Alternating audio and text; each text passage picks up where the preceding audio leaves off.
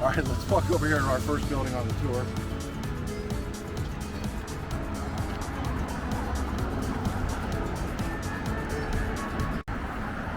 Okay, this is the lawyer's building because it's a building full of attorneys.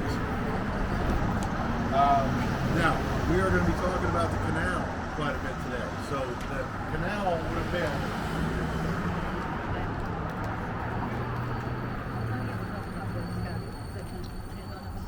right here, okay? Going right along the back of these buildings. It came down through here and then kind of zigzagged further north and went along what's now Old 25.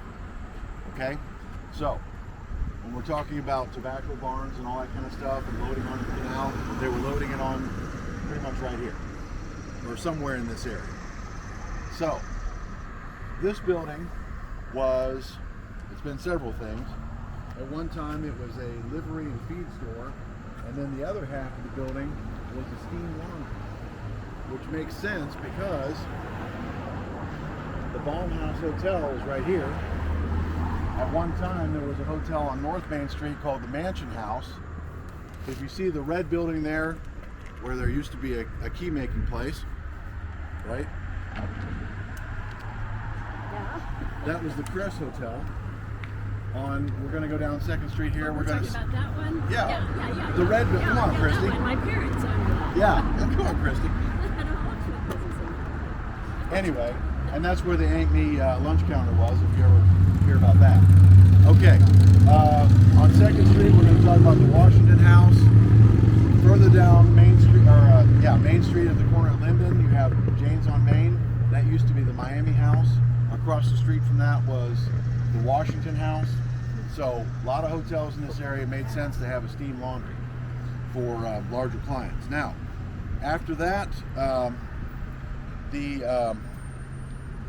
we used to have every single fraternal organization you've ever heard of in Miamisburg. There was the Knights of Pythias, there were the Odd Fellows, of course the Eagles are still here, the Moose is still here, the Lions Club is still here. Later on we had the Rotary. But one of them that is no longer meeting here is the Junior Order of the United American Mechanics. And they had a meeting place here. Most likely on the 2nd floor. Because if you've got a place where you're charging dues, you don't want to put your meeting on the 1st floor where someone can just look in the window and see everything for free. So that's one of the reasons why they met upstairs in all these places. Another reason that they had upstairs meeting rooms is because even though temperance never really caught on here, there were still enough churches to where dancing was kind of frowned on. But if you had a 3rd floor, no one could see you. So a lot of the dance halls and meeting halls were on the 3rd floor. So, is that me? Am I in this? I'm trying to look intelligent and 20 years younger, okay? We all do it. Okay, so now it's this unhappy gray building because it's full of attorneys. Okay, there's my first attorney joke of the day. What's a belt box? What? A belt box. Where does it say that? This business incorporated a belt box on the west side of the building. Oh, well, there you go. The researcher stuck that in there. Well, then it also goes on to say it had a washroom, a coal storage room, engine I'm room. thinking so I wonder that's if it's something to do probably- with laundry, a belt Yeah. box. It's probably a big box that's on a belt that carried the laundry. Oh, maybe. But there was never anything where it went across the street or Oh, anything. it was like what we used to put our bottles on at Kroger. Could be, yeah. Oh yeah. So I'll have to put a little star next to that. Ask, don't put terms in here. Usually what I do is I just make something up and everybody goes, oh. You helped him out. Yeah, and I'll put a little caveat in here in the Sanborn map. It talks about that's where a lot of the stuff you can find, a lot of history, but you can get those on databases at the library, the Sanborn maps, and you find out all kinds of interesting stuff about the areas in the past here. I mean, for example, taking all that, this area going this direction before it was habitated was farms and large properties, and there were businesses there, coal yards, things like that, lumber yards. There were lumber yards along here. So you learn where those places were because we'll get some family records or whatever, and they say, I'm going over to so-and-so's lumber yard. Well, it's not here anymore, you know, so it's good to see those things and connect the names with the people. And generally, the house was relatively close to where they worked, so that helped as well. Okay, let's move down here to the corner then. Okay, Fox Motors. Now, there were two businesses in Miamisburg that really took off after the flood. One of them is Fox Motors. The other one is, anyone? The hamburger factory. Yes, I was going to say hamburger. Mr. Porter started making hamburgers for all the people who were trying to dig Miamisburg out of the mud and debris after the flood. And then once the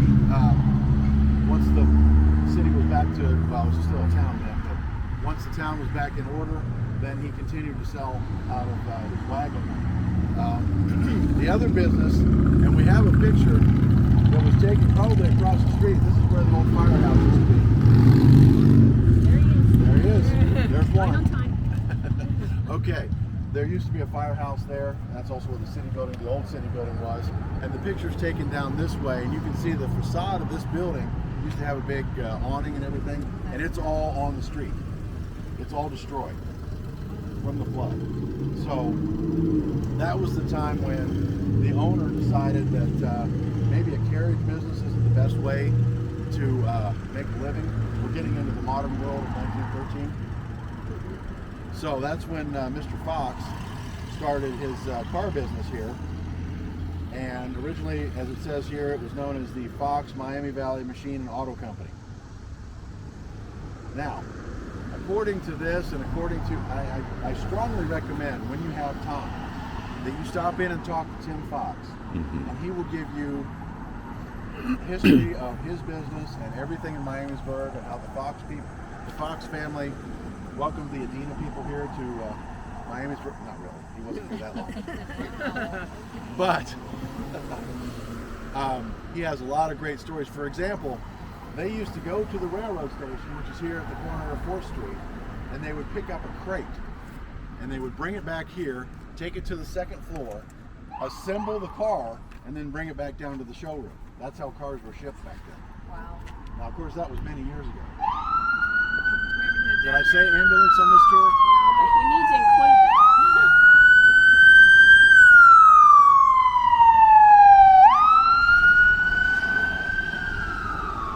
And that's the secret of how to make a lot of money in Miamisburg. Okay, so they used to assemble the vehicles here. They sold all kinds of cars, DeSoto. From what Tim told me, they were selling, I think, Studevakers. And Mr. Chrysler himself, Walter Chrysler, came down here and said, why don't you sell my cars instead? So they were a Chrysler dealership for many years. And then after all the dealerships went in, they wanted him to move down by the mall. Tim was smart enough to see that that wasn't a good idea for him, so they stayed here and they sold used cars and done maintenance ever since. Now behind here, you'll see this sort of kind of a domed building, this gray building back here. That was the original location for Star City Bottling, which was the soda pop company that was here in town for 60 years. Later they moved over behind where the old post office is here on Central Avenue to that. Yeah, you can see it right there. The tan colored building with the chimneys on it. It's kind of diagonal from here behind the stop sign. That's the old Catro Mansion carriage house. And actually that tower that's right there, you can't really see it for the trees, but there's a octagonal tower, and that was a water tower for the horses. So that was a pretty, I mean, Catro had some cash. It used to be a 3-story mansion there.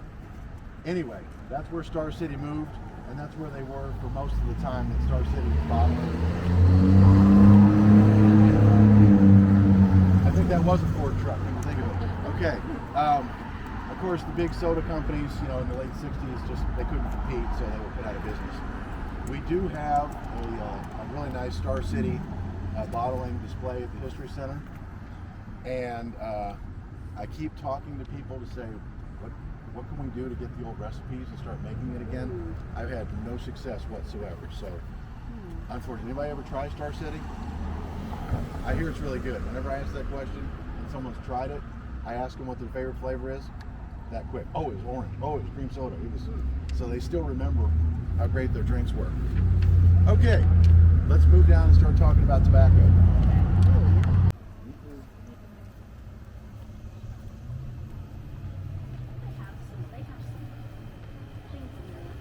Right. They're one of Fox's ancestors, Mr. Fox, what was his name? Thomas Fox was an inventor, and there is one of his inventions in here. It was one of the first tractors that was built in the United States, and I think Henry Ford came down here and bought the patent, or however that's done. So, but the original that was patented is here in this building, as well as the old freight elevator. It's still there, but they don't build cars here anymore. So we don't get cars delivered over here at the train station anymore. One of the biggest businesses in town for many years was tobacco. There were a lot of tobacco warehouses through here. This area was the soil was very good for growing pipe and cigar tobacco, not cigarette tobacco. I didn't know there was a difference until actually I started doing these tours. But it is a different type of tobacco, and certain kinds can grow in this soil and certain kinds can't. So for many years, many of our city fathers they usually started out in a primary business like a shoe store, and then as they made more money, they started out as a farmer or something like that. They would grow tobacco, they would sell tobacco, they would develop new types of tobacco. It was really a big business in town, and a lot of the money that was made by some of our city founders that we remember was from the tobacco business. So this would have been one of the places that tobacco was stored, and it was Harry Teidig, we'll say that's how you pronounce his name, about 1910 came to Miamisburg, and he expanded his business so that he built a second warehouse. It was on South 3rd Street, which is that direction. Unfortunately, that building is burnt down, but the warehouse that's there we'll actually be talking about here in just a little bit. If you know where I mean, just as you turn off of Linden Avenue, you make a right onto 3rd Street, and there's a big warehouse on the left. Just kind of put a pin in that. We're going to come back to that.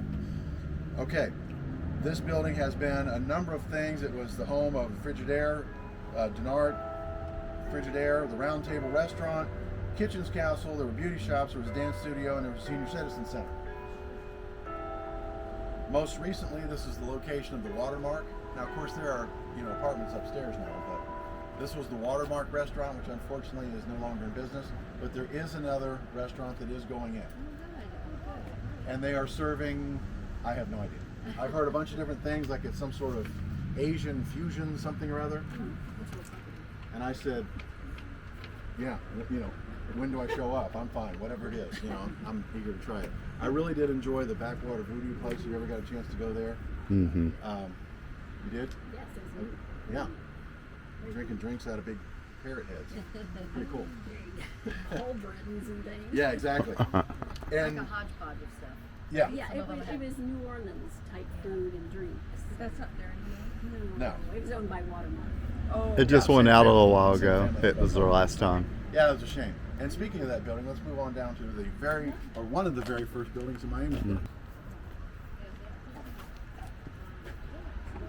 Let's say they'll return at 4 o'clock. So there's a drive. Well, let's wait, okay? This used to be something else too. Oh, it used to be a lot. Here we are at building number 29. No one's really sure how long this sign has been up here, but apparently Miami Township had a tour, like a driving tour, and this was number 29. Yeah. Prior to that, it was, yeah, exactly. So, I don't know, contact your township trustees and find out where the other, there were at least 28 before this one. I think like 30 and 31 were down the street before what I heard. But they Okay, included Miamisburg. this building right here, $185 when it was built back in the 1800s. It was a meeting place for two of our churches, the Lutheran Church, before they had that building, met here, and the German Reformed Church that was down here on the corner also met here. They had a school for a while. This was where the city met. Again, it was a town or a village, but Now, this isn't the only reason, and if anyone's Lutheran, I apologize, but one of the reasons why they stopped meeting together is because the German Reformed people absolutely do not, they're teetotalers. Whereas the Lutherans had wine during their services for communion, not just any Sunday. There wasn't a wet bar on Sunday morning. That's not what I'm saying. But because they served wine during communion, the German Reformed, now there was more reason than that. The Reformed Church bought their way out of the contract that they had. I think that cost them like $600 or something. Back then it was a lot of money. But this building has been used. This isn't the original location for this building. Originally it was over closer on the corner, one of the corners there, the northern corners of First Street, kind of where the little turtle statue is, the water fountain there. But that is also in the path of the canal. So the building was moved, well, at least it was moved once from there, but it could have been across the street, and then they moved it. That was also where the original cemetery was for Miamisburg, which at the time would have been on the edge of town, which is where you put your cemetery. But then as the city expanded out, they moved, at least they moved the tombstones, okay? We don't know for sure that they moved all of our ancestors, but I read it was up to the people to move your ancestors. if you had the money. The money. Right. It was up It's to always you about to money. move- So, yeah, to move the bodies. Happily, they don't do that anymore, so we don't have to save up to move old Uncle Bob or whatever. But anyway, so the cemetery moved from there to what was Library Park for many years. There may still be some of our ancestors in that park, mostly in the corner toward where the Miamisburg sign is by the traffic light. Again, I haven't done any ground radar or anything like that, but We should do that. yes, we should do that. But as you go out to Hillgrove, you'll find that there are tombstones out there that are older than the cemetery, and that's where at least the tombstone was moved out to the newest cemetery. Okay, Is this anything now? I can't tell, but it is. it will be a restaurant. Oh, this Again. is. It was. Yes. It was They backwater own voodoo. both. They Oh, sold this both. was that. Mhm. Yes, it is coming back. What you find, happily, and some of us that have been in Miamisburg for a while will attest to this, but when a business goes out in Miamisburg, somebody else wants that building pretty quickly. Now, from our last tour, we had one of our city councilmen here, and he said on Main Street they have about 80% occupancy of the buildings, whereas they used to have like 20 to 25%. Mm-hmm. Yeah, Yeah, I lived there. But yeah. I lived here when it was like that. Yeah, my dad used to complain about having to come up to Miamisburg when he was a kid because my great-grandparents lived here, and he said it was dark and dirty and he hated coming up here. And there were, if you talk to some of our older residents, they'll tell you stories about the so-and-so street gang was or all the bars so-and-so all creek open. gang or whatever. So it was a Butcher Hill gang. little rough. But even with all those bars, that didn't mellow everybody out. Any questions so far about anything? I love these old steps. Those are like probably one of the original. When we went to Gettysburg, they talked about the steps a lot of times, and you can tell how people have worn them down as they walked in. It's super old. I just love the steps. Did we get the steps? It's me. I mean, they were normal growing up. It's like, Yeah. see them so many different Yeah, When I places. see them and they're so. Yeah. We won't talk about it a lot because there isn't a lot of information about it.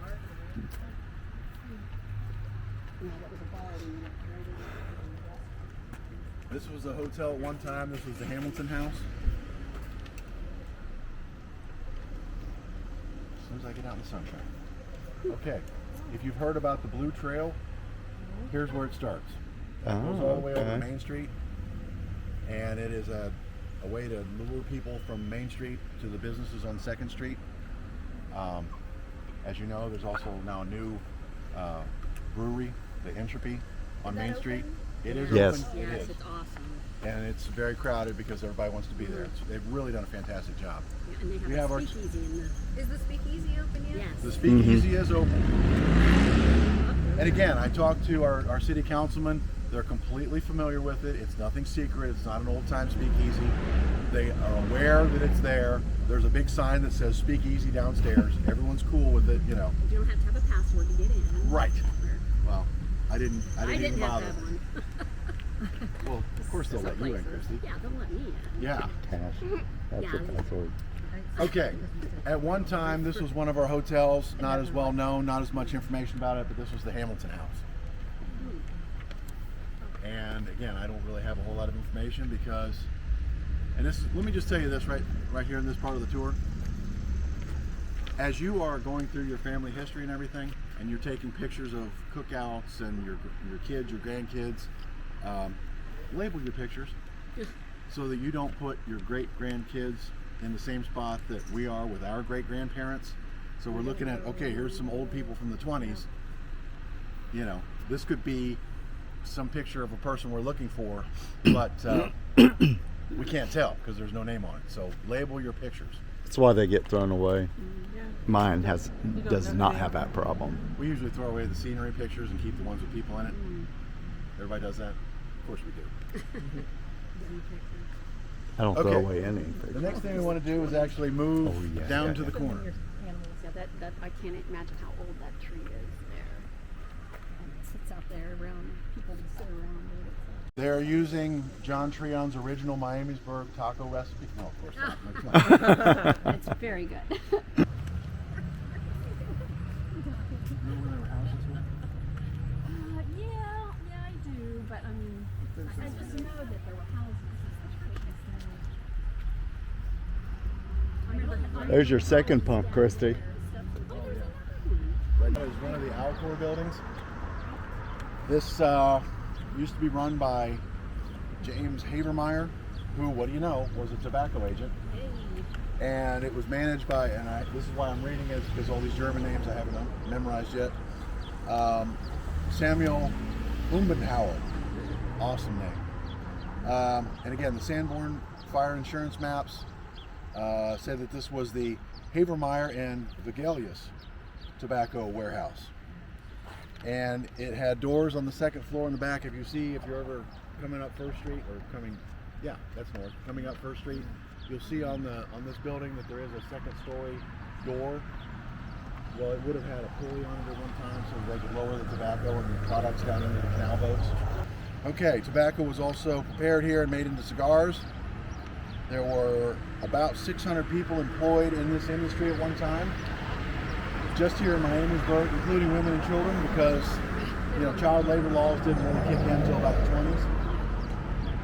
So, this was, I imagine they cleaned up the tobacco, but then it became a pork house where they made pork sausage. And then later it was a print shop that was used by W. McNabb Paper Company. Now the current owners, the Alor people, have restored these buildings, and a lot of the original wood and the piping and all that kind of stuff is in the buildings now, but of course these are storehouses for all their cleaning products. So, Alor Supply, I'm not familiar. What's their business? It's like industrial cleaning supplies, like if you have an office or something, like mops and... Well, and it's restaurant equipment and it's Yeah. restaurant supplies and stuff like there. Thank you. Yeah. back of the building. Okay, it just it looks funky over here, the angle. Well, yeah, that is kind of unusual because that's 100 feet from the canal, and there was never water. Well, there was water here during the flood, but I mean, not enough to build a door to it. In this area, there would have been about 8 to 10 feet of water. So it was, and of course there were dirt streets. And the thing about a flood is, you think it's just water, Lawyer's building. but it's everything. It's all the debris, it's sometimes people, animals. The canal was sort of a dumping ground for all kinds of stuff, so all that overflowed back into the city. And then of course it settled on the streets, which were dirt. And so it was a bit of a mess. But it was not like you could just wade through the water because you didn't know what you were wading in. And of course, there were, up until I'd say at least the late 1800s, there were a lot of waterborne diseases that people in Miamisburg got. Not to the extent of a place like, along the Mississippi River, like New Orleans or one of those places, but nevertheless, cholera, yellow fever, typhus, all those things were diseases that people caught here. Thankfully, there weren't enough people for it to really be a big epidemic, but still, there were people who caught those diseases.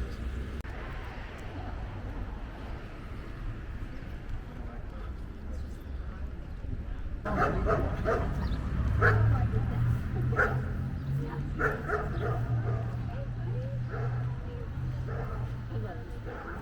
wow, it is. Has a lot of character. doesn't Yeah, it? yeah, yeah. Then it's bars that are stumbling out. Yeah, there's a lot of characters. Characters in and out.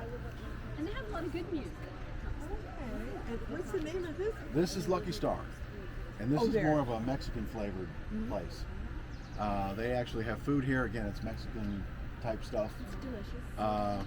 I never get around to it. I almost like 2 or 3 drinks down, and then we're on our way out the And then door. you're out to another place. Yeah, well, trying to support the economy. Don't I blame know. me. Anyway, they own the whole building, from what I understand, and they're slowly like remodeling up. So I think Yeah. there is some sort of a meeting room or a Yeah, I banquet think room or they're looking to something. do a banquet room. Yeah, upstairs. But downstairs is neat enough. The big vats are over here on this side of the Yeah, room, it's really cool. and the beer is pretty good. You know, that's you want to support local business, but if it's really good on top of that, then that's even better, right? Yeah. Because you don't have to Pretend. fake a smile. Yeah. Yeah, pineapple cider. Yeah, it's really, really good. That's right. I did have For a that. non-drinker. Like me. Yeah, it's a cider. Okay, now, at one time, our friend Thomas V. Lyons, who we'll be speaking about in a minute, he had a business here, and of course, this was a tobacco warehouse. And one of the businesses that was down through this area was a binder, twine, and cordage business. Now, just on the other side of this house here that faces 3rd Street, across the street is where that big warehouse is. At one time during the 30s, it was a toy factory.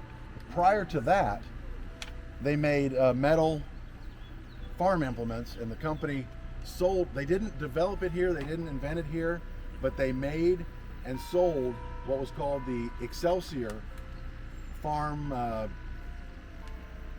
They had a couple different farms, but it was the Excelsior brand, and they made them here in Miamisburg.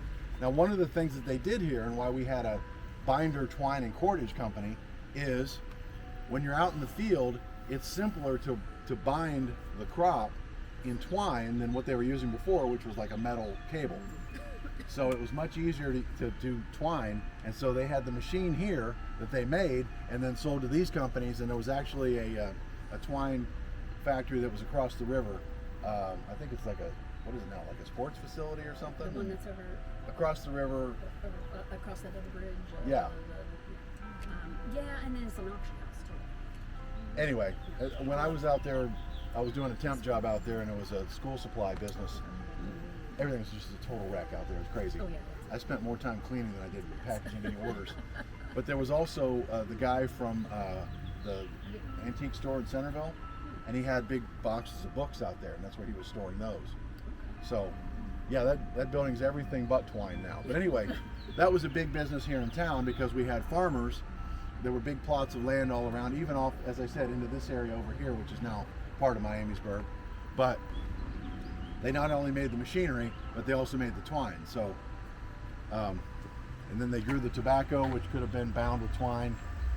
I'm not as familiar with the tobacco business, especially since I'm not a consumer anymore. Okay, so this building was actually owned at one time by Bill Lease. Did I say that name right? I think so. And his daughter is an architect here in town, and she owns the 3rd Street building. So that's kind of interesting that they've kept the buildings in their family. But he had a printing business here for many years. Has anybody have you been to Star City? Yeah, the drink, the Mexican lager, Crazy Eyes. Yeah, they tell you all of the alcohol content when they're bored, so that you know. But Crazy Eyes, they're only honest with 2 of them. I never had Crazy Eyes. Well, I'm on video. I don't want to incriminate myself. Says the girl with sunglasses. Yeah. Why? What are you trying to say? Yeah. And you don't need to shout. Okay, speaking of tobacco, let's move down the street and talk about more tobacco. My brother, he sings here. He's a part of the Ben and Pete group, and they sing on top of our place. But he was singing here, and it was right when it opened, and we came down to look at the place to see what it looked like. Well, the bartender told us, he's the owner, he's telling us a ghost story that they're remodeling up there, and he said that they went up there to do some work, something moved all of their equipment around. And he said, come here, I'll show you, there's marks on the table. So anyways, we went up there to that second floor, and there was these like claw marks, it looked like, I don't know. Okay. Yeah. So if you like a ghost story, come in and ask him. He'll tell you. And we are doing, it's in October, but we're doing it used to be called Spooky Spirits. I can't remember what it's called now. And it's later into October, and with our good friend Paranormal Paula. And it starts here at one of the breweries, stumbles down through the Dora district. I got to do that. My dumb jokes get a lot funnier after a couple of beers, I can tell you that. And then we come back down here to Star City, and they've got a lot of other entertainment going on, so it's a pretty fun night. It does cost for the tour, but you'll certainly get your money's worth.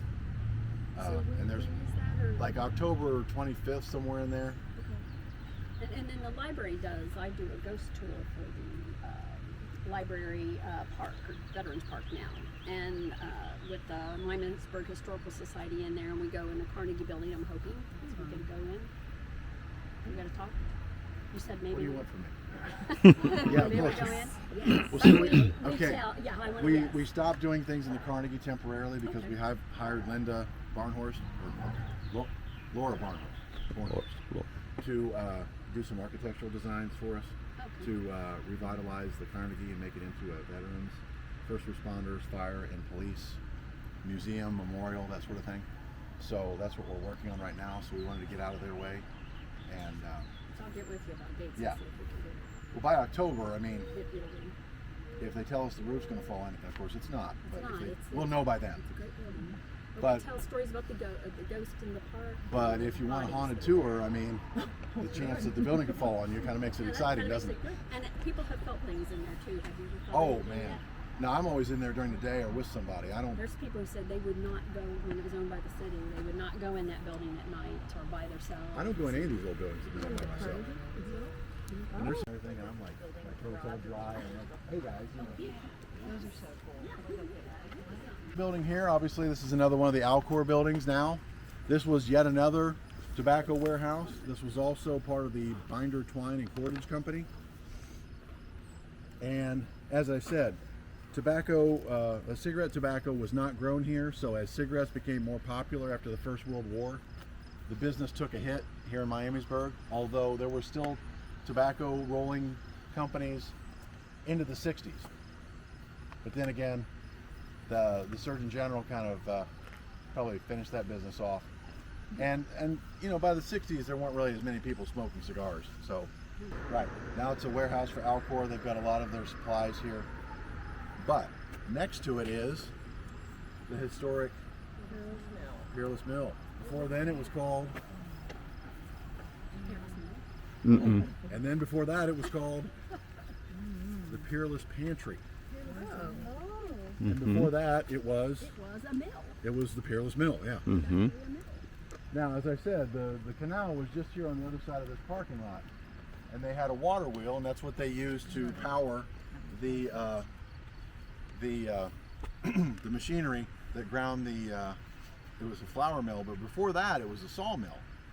And there was a building to the south of here that's been torn down. And actually there was a flour mill here where this parking lot is, but that was torn down around the time that the Peerless Mill, or Peerless Pantry, started as a restaurant back in the 30s. But there was originally like an I want to say off-ramp, but that's not the word I'm thinking of because I'm talking about the canal. But there was another path that went through that powered another mill that was on the other side of this building. That's obviously all been taken out many years ago. But after it was a mill, then it became the Peerless Pantry and the Peerless Mill Restaurant, which, anybody go there? Oh yeah. My parents had their wedding reception here. That's funny, a lot of people say that. That's great. I'll tell you a story about it. It might not be that interesting, but our families, like we've been friends since we were little, and our families vacation in Michigan. And I was up in Empire, Michigan, which is not in the UP, but it's pretty far up. And I was at an antique store, and I was looking through it, and I found an old postcard, of the Peerless Mill Inn. So I bought it for my parents because I was like, this is so cool that we're this Yeah. far from home, and there's Exactly. a postcard from. Wow. Yeah. That's Okay. neat. That's neat. Yeah, Miamisburg was a pretty happening place. You know, there were a lot of inventors who lived here. There were a lot of well-off business people. If you read any of the Dayton Centennial stuff from 1896, there's a lot of mention of well-known names in Miamisburg. So we were smaller than Dayton, and we always have been. But I mean, you know, this was not just like a bedroom community. This was there were a lot of factories, there were a lot of businesses, there were a lot of money, and all the guys usually, like, you find that so-and-so married so-and-so's daughter, and what do you know, he went into his business, and then later on, you know, when he was bank president, he became the clerk, and then when he retired, what do you know, he became the president. That happened quite a bit, you know.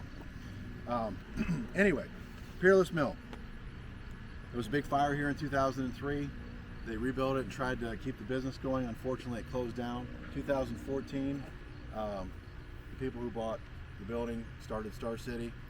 Star City is a pretty well-known brewery. I think they sell their beer on the Oregon District as well, downtown in Dayton. So they've always seemed to be coming up with some new type of beer. Every time I go in there, there's a whole different menu, and now they sell wine and cider and all kinds of stuff. So I haven't been in. plus, just a couple weeks ago, the Knights of Columbus had a macaroni and cheese buffet, and you know Martha went to that. Yeah. They had lobster, macaroni and cheese. Mm-hmm. That was a good night. Yeah. I mean, they have a game room upstairs and have all the other little rooms downstairs you can Right. explore in the back around. is where the comedy club is. It's fun. Oh yeah, they got that too I now. can't think what the name of it is, but it's back in the back. Yeah, yeah. Yeah. Upstairs is where there's a game room. Plus there's all But yeah, the they got a rooms comedy back here club where in you can there. sit, you know, in the wintertime at the fire and throw down a lager or whatever your choice is. They have a mobile sign for the comedy club. They put it out there. So that is our friends at Peerless Mill. They also That's publish right. Franklin and Germantown and Miami West. Valley Newspaper. We have those all back to the 1800s in my Okay. That building right there is the warehouse that was the next to the building that burned down. And Oh. that was where the toy factory was for many years. Oh, okay. Thanks. But before that, that was where the Excelsior company made the farm implements. Okay. There we go. Bed and breakfast place. No. This is where it was babysat.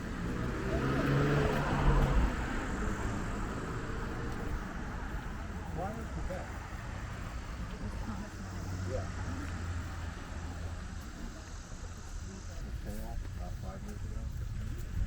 We did go through this house, and I have to say, I mentally put a bid in on it. So I wonder. I was about $420,000 short. It's gorgeous. Available cash, but it is a wonderful building and very solid. A couple years ago on St. Patrick's Day, again, Miamisburg has a lot of bars. Someone was celebrating their Irish heritage a little bit too much, wrecked their car right into this building. No. Smash the car. Destroyed the car. Didn't damage the house very much at all. Except for probably some landscaping. Made the ultimate sacrifice, but other than that. So Thomas B. Lyons built this house in around 1887, and then he deeded the property to his wife. $2,000. Yeah, I know. Talk about being born too late, right? Oh yeah. Anyway, he helped to organize the Ohio Paper Company, which is on the north side of town, and the Binder, Twine, and Cordage Company, which of course he could walk, you know, just right there and be at work. He was also a doctor, and he was mayor of Miamisburg in 1855 and 1857, or was elected those 2 years, but served probably 4 years. A lot of the early mayors would be mayor for a while. One guy was elected, served a year, and then left town and completely fell off the face of the earth. But a lot of times what would happen is the person would get elected mayor, and then the state or national official would elect them postmaster. So they would resign as mayor, someone would take up for them, and then they would not be postmaster again, they'd run for re-election and be mayor again. But then they might get elected postmaster again. So they were always kind of crisscrossing one another. Some mayors were elected to the state legislature. Another one of our forefathers, Emanuel Schultz, was actually elected to the National House of Representatives back in the 1880s, the only representative that we have at the national level from Miamisburg. His house was on North Main Street, no longer there, unfortunately. But we do mention him on the North Miamisburg tour, so there's a shameless promotion for my next tour. And I have to say this, at this point in our tour, our relationship with the Dayton Metro Library is fantastic, and they help us promote many of our tours. I kind of overextended it this year because we did 17, so they aren't promoting all of them because they have to send one of their people out here, you know, to make it one of their tours. So I've probably overworked our friends at the Metro Library, but Enjoyed it. because, well, I hope so. I try to be entertaining, but because of our relationship, their programming numbers are pretty high because we usually get a pretty good showing. So Miamisburg is definitely one of the star libraries in the library system because they have such great attendance at their programs. Who does, there's something downtown like a children's program that Oh gets yeah, more Tom numbers. and Dot's. Tom and Dot's Gelato. They do a children's program? They partner with them and do a story time, and then they get gelato. Stuff like that. Okay, if you're gonna bribe the kids, that should I be know. okay. And then we're doing the Millionaires Tour again. Yes. As many times as you want to go. So That's if how you many guys have times. ever been on the We have Millionaires, it, but we're signed up for. I'm starting to get the hang of it. I've done it 4 or 5 times. I'm really getting good. I can't wait for that one. that it's really We amazing. will also mention Miss Dr. Lyons here. Now, his son, and by the way, V stands for Bernard. So there's the answer to that question. Senior lived here. Junior lived all the way down, well, over, because this is east, over at the corner of 6th Street and what used to be the Friendly, what was it, the Friendly Friendly Nursing nursing Home? home. Oh. Before then, Was it was the not home of friendly. Thomas V. Lyons Jr., who was also a doctor and was also mayor of Miamisburg. Wow. So, Ran a bank, right? yes, he was president of the First National Bank, Hmm. which was originally Henry Grover. Oh, serious? Yeah, the son. Used to be on Main Street, Yeah. which we talked about on the North Main Street tour. I stand in the parking lot and go, we would have been in the lobby of the bank right here. Anyway, so once the bank nationalized in the 1880s, then he was out of the business by then. And Thomas Jr. had the unfortunate duty of being mayor of Miamisburg in 1912 to 1914. The good news was, father's house got flooded, but son's house on 6th Street, the floodwaters didn't make it that far. So he was fortunate there, but unfortunate that I imagine he had a lot of really angry city council meetings to preside over. Plus there was martial law in town. It was pretty terrible. But Miamisburg was almost washed off the face of the earth. You have a Thankfully. lot of pictures of And there are lion statues on the bottom of the staircase. It's just beautiful. There's a 3rd floor where the servants lived, and there's a pool table up there. I had The mentally servants, they moved got it. all of my possessions by the time I was done looking at this house. Where you were going to put everything? I would have. So what did it sell for? I don't know. You can look it up in the I county gave up once I recorder's found out office. there was no way I could come up with $500,000. I kind of, Yeah. yeah, that was on this site. This part right here is from 1900. The second original church was torn down because it wasn't big enough for what their congregation was expanding to, so they built this. But before then, there was another church here on this corner. And then as we go up the street, you'll see the part that was added on in the 1950s, which is now they've got a social hall, and then downstairs is their new cafeteria. This is one of the absolute jewels in the crown of Miamisburg right here. If you have a chance to go in this building, and especially on a beautiful bright day like today, to see that stained glass in the sunshine, you will see why people come to that church. It is so beautiful, and I've been to a couple of services here. The organist is wonderfully talented, and you know, when you go to a new church, you never know. You know, like the person's, you know, going 2 fingers at a time. No, this woman was playing some pretty complicated music. It sounded wonderful through that big, beautiful sanctuary, that nice pipe organ. It was a delight to be there. Is it kind of a non-denomination?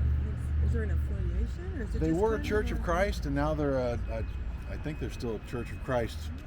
They're Christian, but they're not Yeah. specifically Church of Christ. Usually- Before then, it was German Reformed. They have a Christmas bazaar here every year. That's It's on the very, very top of this. You can't see it right now. It's Okay.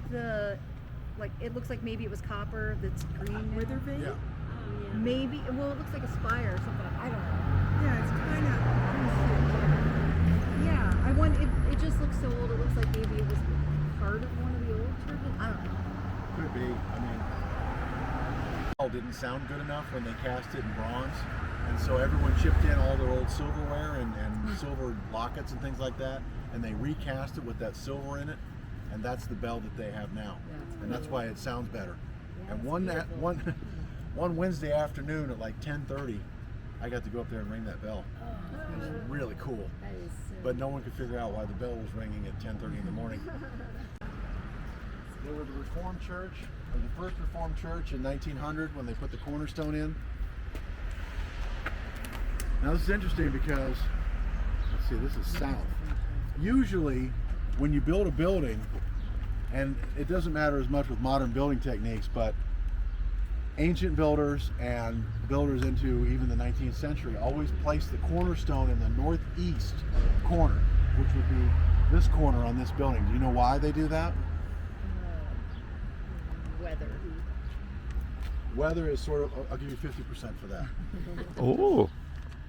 Because the way the sun shines through the day, it shines more on the northeast corner, so it sets that corner quicker, so you're building on something sturdy as you go around the rest of the building. I did not mean that at all. There you go. It's not what I was meaning. So that's why a lot of buildings have cornerstones in the northeast corner. I don't know what they do with round buildings. Okay, let us, we've talked enough about Trinity Church. Questions? We are, and I say this every tour, and I swear one day we're going to get this done, we are going to do a walking tour, which will be self-guided, of the churches of historic downtown, which will be this church, and Parkview, which is over on 5th Street. Oh, that's And we're going to talk about the Masonic Temple here in a minute. That used to be the Methodist Episcopal Church. We'll do St. Jacob, and we will also do Our Lady of Good Hope for our Marianist friends, Catholics. And we will also do the United Brethren Church, which is on North 4th Street. Facade has nothing to do with the church. That was added in 1902. But this part, all the way back to the alley, was the Methodist Episcopal Church. Now, the very back part there, the 2 stories, that was all of the stuff that was added so they could put in the pipe organ in the 1880s, which is still there. And so that was for the bellows, and they had some offices for the minister, and then downstairs in the cellar is where all the machinery was for the bellows and everything. Unfortunately, after 140 years, a lot of that leather is just deteriorated, and the organ doesn't play anymore. But one of these days, we're going to raise the money and get that thing working again. At the time when that organ was put in the 1880s, this church would have big oratorios and Christmas plays and things like that, and they would have several hundred people here, a choir of like 35 people, so they were really belting out the tunes, so to speak. But anyway, this church was built, the property was bought, there were 2 lots here, and the lots belong to our friend John Treon, who lives in the White House around the corner. Talk about him on the Millionaires Road Tour. He came to town with like 37 cents in his pocket, and he owed money on the horse he rode in on. By the time he died, he was a millionaire in the 1880s. That's pretty impressive. And he lived into his 90s too. And that's the thing. A lot of these guys who are our founding fathers in the town were tobacco merchants, so they were smoking tobacco, big cigars, and they lived into their 80s and 90s. Party stock is this. So yeah, I guess. At the Cornerstone ceremony, and the story goes from the Methodist Church, I'm not making this up, that the minister was just getting ready to deliver his sermon for the assembled crowd here, and somebody whispered in his ear, someone's stolen $1,000 from our building fund in 1860, so that was a lot of money. And they're like, well, they went ahead and did the ceremony, and then they scrambled to make up the money. Treon loaned them money at very low rates, and then he pretty much just donated you know, he said he made a contract with them, but then he made so many donations that the loan was, yeah, exactly, it didn't matter. He did that for several churches in the area. He belonged to the Lutheran Church, but he donated to a lot of the churches in the area. Anyway, so finally, by 1869, Henry Groby, who's one of our big names in town, finished the building, as well as he and his cousin were working on St. Jacob. I think they built this church here, or one of the versions of this church. So Groby was one of the big builders and contractors in the area, as well as a very large property owner. But he finished the building. They had services here until 1901, when they were wanting to go to a bigger building. And meanwhile, the Masons were meeting over in, well, above Ron's Pizza. Of course, it wasn't Ron's Pizza back then. On the 3rd floor in the Oddfellows building. And they wanted to, the first thing they wanted to do was they wanted to buy a property where they would have a business on the 1st floor and then meeting rooms on the 2nd floor and above. But they could buy this building and just pay it off and have no debt. So they bought this building. This is a purely Masonic building. There are no businesses in here. The only thing that pays for it is dues and donations and things like that. Of course, the mortgage has been retired for years, but I mean, now the funny thing is, they bought the building for $5,600. I know, right? Mayor Collins was on one of our tours a few years ago, and I said, and where can we find property in town now for $5,600? And she just turned away because you can't find that. Anyway, then they spent $12,000, so twice the amount of money, on all the Egyptian renovation. Now the upstairs room is still decorated in the Egyptian motif that it's been since 1902. The downstairs used to be decorated like that, but years of cigar smoke and pipe tobacco and endless fish fries and everything, that paint came off the walls, and now it's just painted as. And occasionally they do openings. Oh yeah. I went on one recently. And Oh, yeah. It is so interesting. I would love it. Up there in the If only you knew someone who had the key. When we were just walking, we noticed that the windows in front, they just don't seem symmetrical. Is there a reason for that, or is it just the like on the front of the Masonic, or is it just our eyes? Well, just like you Buildings right don't there. seem symmetrical? So it doesn't seem like it's square. Well, it's not square. Well, I know. Is there a reason? Like on the front too, we were like, why aren't the windows? Well, look at it. See here, it slopes up. It slopes in this way. It slopes this way. So on it's the just to flat. stay with. Okay. Yeah, so Alright. it looks like a pyramid. Now, there's nothing in any Masonic ritual about pyramids or Egypt. So it's just that was kind of a cool design. Okay. Yeah, it is. There's definitely. we're right here. And one of my favorite things to do is to open the door and just watch everybody do one of these things. I can't imagine. Yeah. So I think nice. And outside's I been never- beautiful my whole life. I never get tired of doing that. So as many times as you want to come to the building, please do. We'll definitely Okay, take it. any other questions about the Masons or anything? There are still Masonic meetings here. We're one of the more active lodges. We're one of the more active chapters. We're one of the more active councils. We're one of the more active commanderies. So there's a lot of masonry going on. By God, don't park here. We will make you move, right? Well, see, there's this Or a sort of the member. reputation of the Member. Masons. Yeah, or make you a So, member. I mean, I parked here because I'm on the temple board, but I think a lot of people think like some, horrible thing is going to happen. No, we're just regular people, okay? I mean, look at me. I'm out in the daylight and the sun hasn't turned me into ashes or anything. So that's why they didn't have any meetings from late March until late April in 1913. One, because the building needed to be repaired, and two, because they would have been shot by the Ohio National Guard for being out after dark.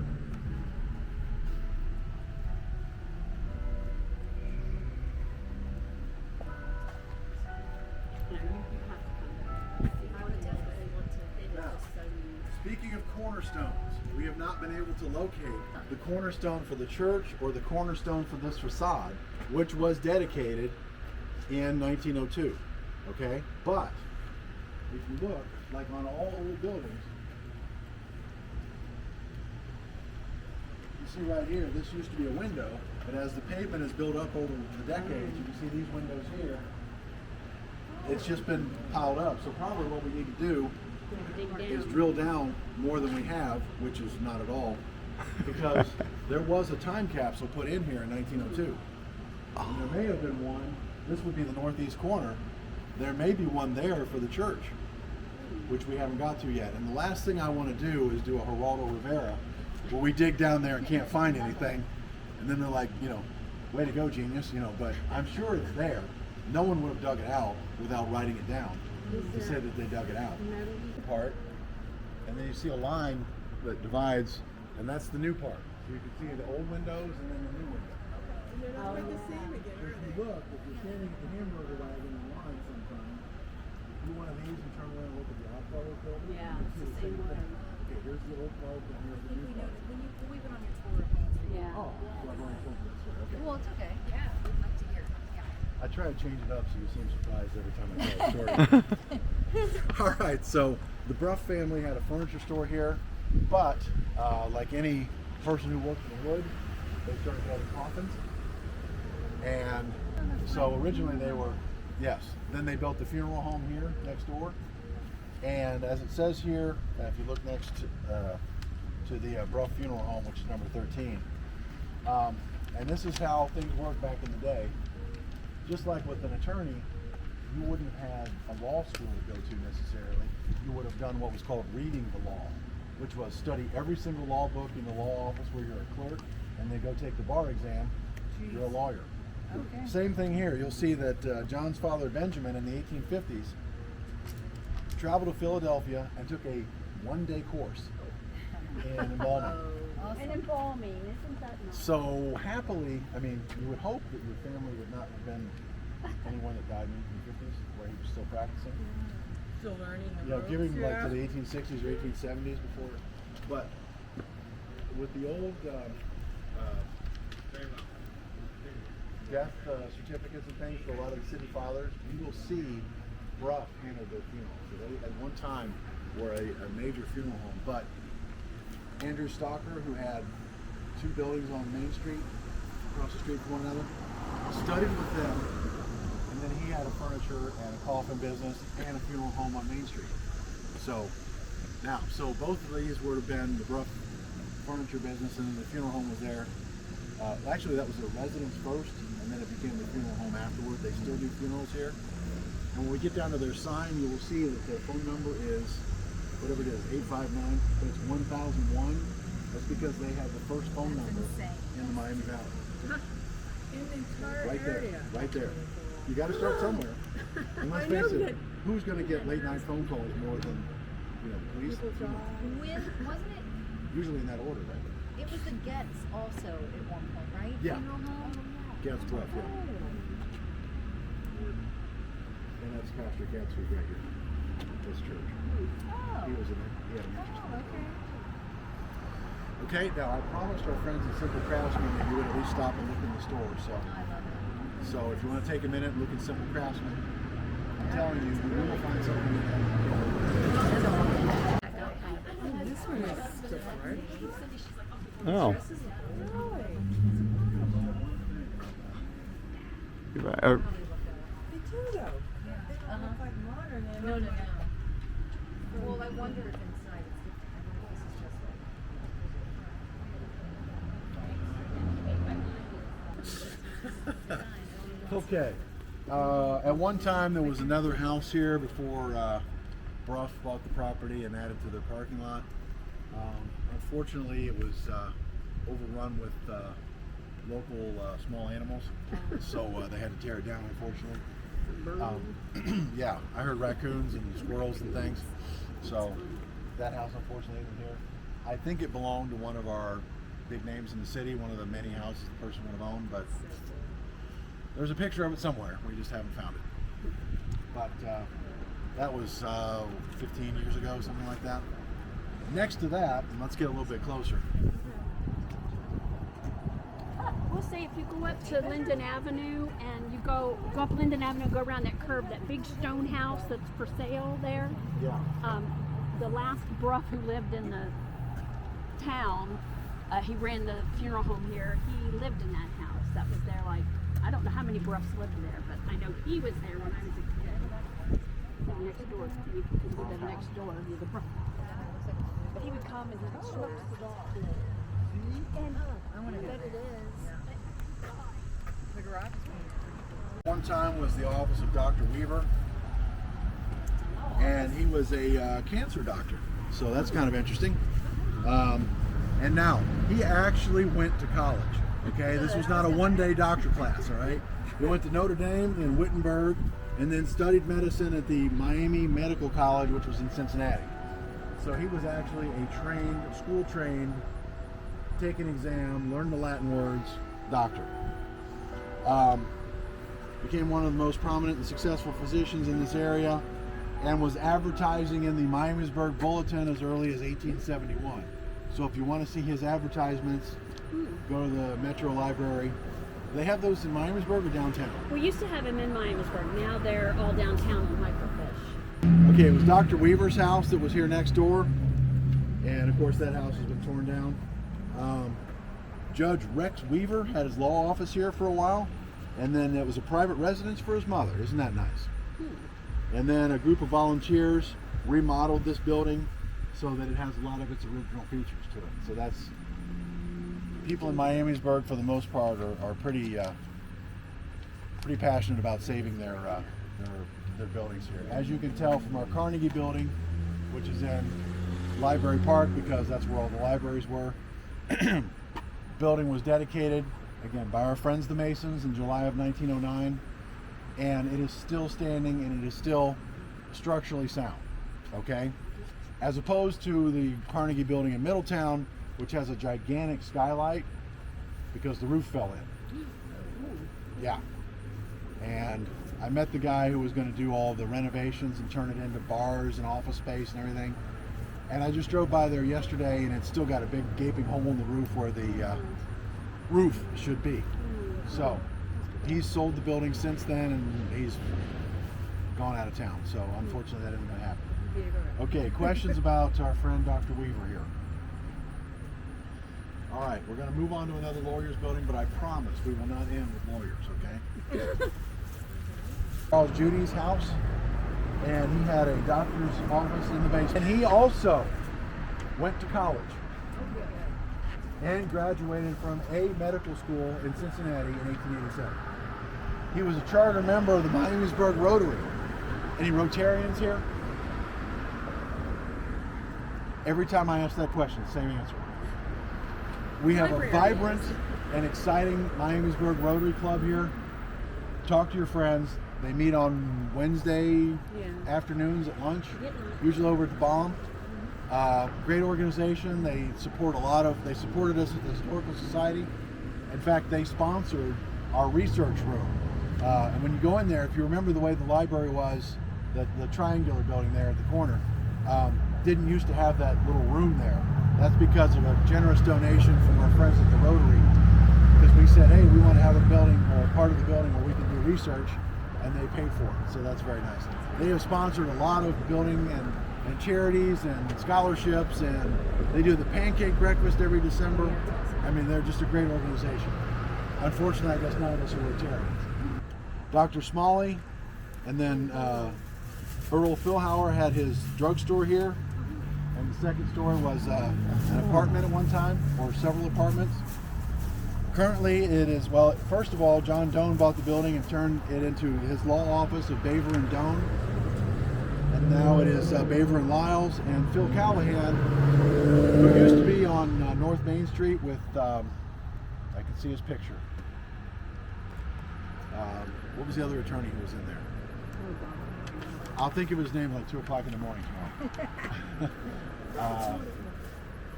All right, give me a second, I'll think of it. But anyway, Callahan moved over here after his partner died. Actually died at his desk. So that was kind of sad. Maybe he wanted to die working. He might Doug Castile, that was his name. Man, I'm glad I remembered that. Really nice guy. Unfortunately, no longer with us. Questions about our friends, the doctors, pharmacists, or attorneys? Okay, everybody stay in the shade here, and let's look at our beautiful St. Jacob Lutheran Church. Now this building started construction in 1861. What happened in the United States in 1861? The Civil War began. They continued work on this building during the Civil War. While their husbands, sons, fathers were at war, the children, spouses, grandmothers, the elderly They made the bricks here in Miamisburg. There are over 300,000 bricks in this building. And so this building was opened in 1864, and they did their first Easter service in April of 1865. Now, what happened in April of 1865? Abraham Lincoln was assassinated on Good Friday when they were doing the first Easter service here. Now, I want you to look at your tour book and look at this photo right here. This is one of the, you can see there's some guys standing right here on this roof, which is right here. But look at the very top. There's someone standing at the top of it waving like this, holding onto the spire. Way up there. That is the tallest structure in Miamisburg right there. And you can see there might be a line that's coming down this side, but they're not really sure if he kind of shimmied up there or how he got there. Once again, Did he live? this was Maybe it's a ghost on that. there is, yeah, there's probably another. We'll talk to Paula and see what she can find out.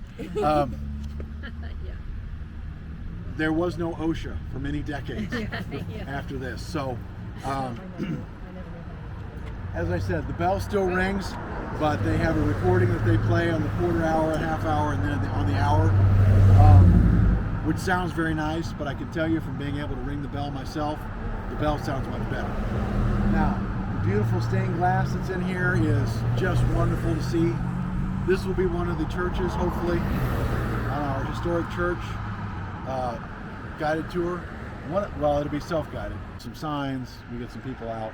We'll probably open our facilities on whatever day they recommend. Everyone can come through. How many of you have been to our history center? Yeah, haven't been yet? Not yet. So Right down the street. I know, and I was going to go there, but my friend wants to go, and I'm waiting to go. You could go 2 times. You know, there's no. Well, that's true. I could go more than once. I was gonna say we walked in and we went with her mom and brother and my husband. There was a group of us, and I think we spent 45 minutes at the entryway. And we were like, my husband's like, you guys. The church and this congregation is, since the church has been founded, they have only had, and I'll have to look at their history again, but in 200 years they've only had about 12 ministers, because the ministers come here and serve for a very long time. My grandmother was the For how long? Long time. See? The pipe organ. Yes. The organ still plays. It still sounds wonderful. This is another Groby building. At least the main structure there. But they made all the bricks here in town. Probably tore down part of the historic mounds for that. But as you know, if you live here in town and you try and plant anything, you get down about a foot and you hit the clay. It's great if you're trying to make bricks. But if you're trying to put up flower bushes or whatever, good luck. All right. Any questions about anything we've covered today? We started with attorneys, but we ended with a symbol of our faith. So it kind of ends on a high note, right? Real hot. real high. Yeah. And we're not going up there. Okay. That's a different tour. All right. Just as a reminder, the History Center is just across the railroad tracks here in the old library park. We're open on Wednesdays and Saturdays from 1 to 4. This is one of our 5 walking tours that we do now. 2 of them are new. One is the cemetery at Hillgrove. The other one is North Miamisburg, which goes off in this direction. Talks about